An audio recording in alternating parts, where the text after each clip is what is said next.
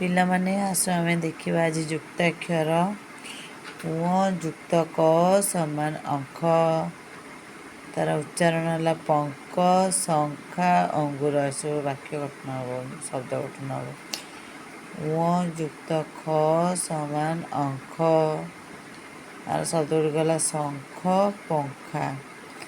ଙ ଯୁକ୍ତ ଗ ସମାନ ଅଙ୍ଗ। ତାର ଶବ୍ଦ ଗୁଡ଼ିକ ହେଲା ସଙ୍ଗ ଭଙ୍ଗା ସଙ୍ଗୀତ। ଙ ଯୁକ୍ତ ଘ ସମାନ ଅଙ୍ଘ।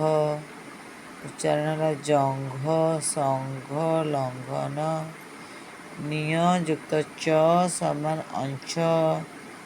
ତାର ଶବ୍ଦ ଗୁଡ଼ିକ ହେଲା ମଞ୍ଚ ଚଞ୍ଚଳ। ଣି ଯୁକ୍ତ ଛ ସମାନ ଅଂଛ।